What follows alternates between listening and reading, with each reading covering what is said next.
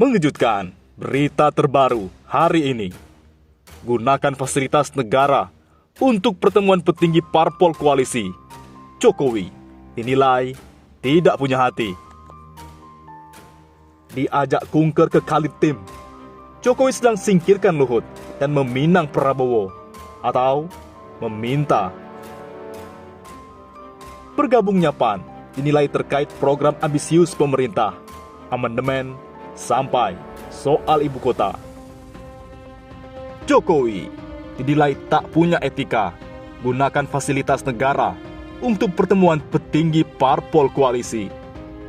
Presiden Joko Widodo tidak mempunyai etika dengan memakai istana untuk pertemuan petinggi partai politik koalisi pemerintah. Demikian dikatakan pengamat politik Muslim Arbi dalam pernyataannya Kamis 26 Agustus.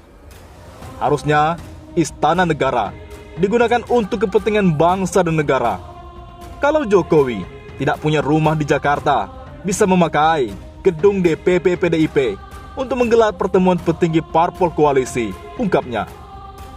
Kata Muslim, Presiden Jokowi sudah tidak memperhatikan cara memimpin negara dan pemerintah secara benar. Kalangan DPR pun hanya diam mengikuti kemauan Jokowi. Menurut Muslim, istana di era Jokowi dipakai untuk politik dagang sapi dan bagi-bagi kekuasaan. Istana memberikan contoh buruk bagi rakyatnya, jelas Muslim. Selain itu, ia mengatakan rakyat makin tidak percaya kepada Jokowi yang tidak mempunyai etika ketika menggunakan istana. Rakyat juga sudah tidak percaya dengan partai politik. Sebagaimana diketahui, pertemuan Jokowi dengan pemimpin parpol dilakukan di Istana Negara 25 Agustus kemarin. Di lain sisi, diajak kunker ke Kaltim, Jokowi sedang singkirkan Luhut dan meminang Prabowo atau meminta restu amandemen. Kunjungan kerja ke Kalimantan Timur yang dilakukan Presiden Joko Widodo dengan mengajak Menteri Pertahanan Prabowo Subianto menarik perhatian publik. Prabowo diajak dalam kunker Presiden untuk ikut meninjau kegiatan vaksinasi dan peresmian jalan tol Balikpapan Samarinda, Kalimantan Timur. Namun, fenomena ini dianggap erat kaitannya dengan politik pemilu 2024 oleh sejumlah pihak. Salah satu yang memandang demikian ialah Direktur Gerakan Perubahan Muslim Arbi yang menilai keikutsertaan Prabowo dalam kegiatan Jokowi tersebut dianggap sebagai kesempatan untuk membicarakan sejumlah hal khusus. Bisa saja ada bicara-bicara khusus. Urusan vaksin kan bukan urusan Menhan, ujar Muslim Arbi saat dihubungi di kantor politik Ermol, Kamis 26 Agustus. Justru Muslim Arbi bertanya-tanya jika Prabowo diajak Jokowi memang untuk kepentingan vaksinasi, sebab menurutnya tidak mungkin Menhan atau diserahi tugas menangani vaksin di tengah kritik publik terhadap kinerja pemerintah yang gagal tangani vaksin. Sehingga ada 11 anggota Cipayung yang mendesak Jokowi mundur karena gagal atasi pandemi. Meski PPKM diperpanjang berkali-kali, kayak orang bikin SIM, katanya.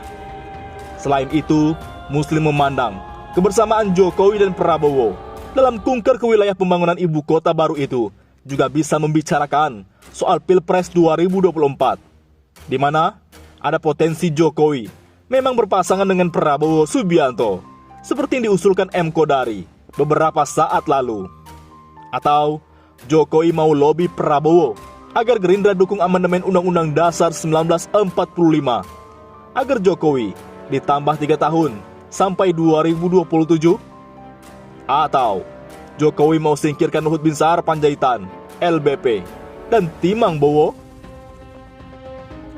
Oleh karena itu, bergabungnya PAN dinilai terkait program ambisius pemerintah, amandemen, sampai ibu kota.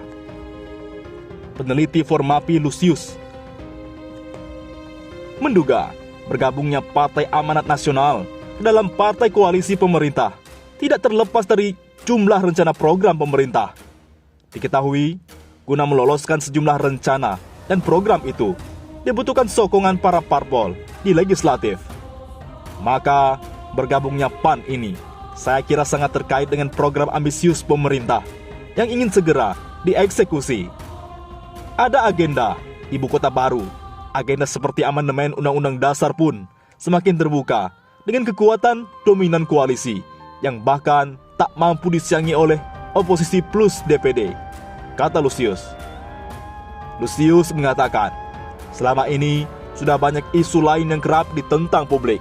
Namun, pada akhirnya, dengan mudah disepakati berkat dukungan parpol koalisi yang kian tidak tertandingi di parlemen.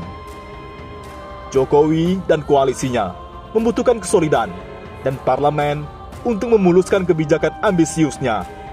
Kekuatan Demokrat dan PKS sebagai oposisi mungkin akan mengganggu suasana, tetapi tak akan mampu merubah keputusan, ujar Lusius. Sementara itu, Direktur Eksekutif Indonesia Political Review Ujang Komarudin mengingatkan agar pemerintah kendati kini mendominasi parlemen dengan kekuatan partai koalisi agar tidak melakukan amandemen. Mengingat kehendak rakyat saat ini tidak menginginkan hal tersebut, terlebih menyoal penambahan masa jabatan presiden.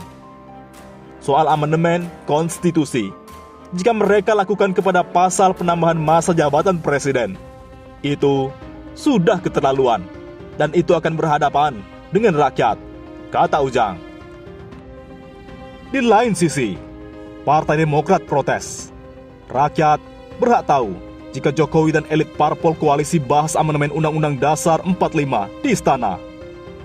Partai Demokrat pada prinsipnya tidak mempermasalahkan pertemuan antara Presiden Joko Widodo dengan para petinggi parpol koalisi pemerintah, termasuk PAN, di Istana Merdeka Jalan Merdeka Utara, Gambir, Jakarta Pusat. Hanya saja, jika poin pertemuan itu membahas reshuffle kabinet hingga mewacanakan amandemen Undang-Undang Dasar 1945, alangkah baiknya tidak dilakukan di Istana Negara, karena rakyat berhak tahu. Begitu penilaian Deputi Balitbang DPP Partai Demokrat, Syahrial Nasution, menanggapi sikap Presiden Joko Widodo yang menerima Partai Amanat Nasional, PAN, bergabung ke dalam koalisi partai-koalisi parpol pendukung pemerintah yang rencananya akan diikuti dengan perombakan kabinet alias reshuffle. Reshuffle kabinet adalah hak prerogatif Presiden. Konsultasi dengan parpol pendukung adalah hal yang biasa. Yang tidak biasa adalah apabila dilakukan show of force di Istana Negara, ujar Syahrial saat dihubungi kantor berita politik Ermol, Kamis siang, 26 Agustus. Sebab menurutnya, bisa sebaliknya yang terjadi apabila membahas hal-hal teknis digelar di istana. Dalam hal ini, menjadi show of force untuk menunjukkan bahwa posisi pemerintah sedang lemah. Sehingga dibuatlah paguyuban parpol pendukung di Istana Negara. Jika produk akhirnya adalah reshuffle, berarti yang kuat adalah parpol-parpolnya, katanya. Demikian pula, lanjut Syahrial, jika yang dibahas dalam pertemuan partai koalisi dengan Jokowi kemarin adalah persoalan amandemen Undang-Undang Dasar 1945. Jika demikian, dirinya menduga hal-hal yang dibahas hanya diketahui Jokowi dan elit parpol koalisi yang hadir di dalamnya. Tapi kan, rakyat yang lebih berhak untuk tahu. Karena tujuan konstitusi adalah bangsa menuju masyarakat yang adil dan makmur, tegasnya. Apakah paguyuban parpol cabang Istana Negara mencerminkan hal tersebut? Ya, kita lihatlah nanti reaksi dari rakyat seperti apa. Demikian Syahrial.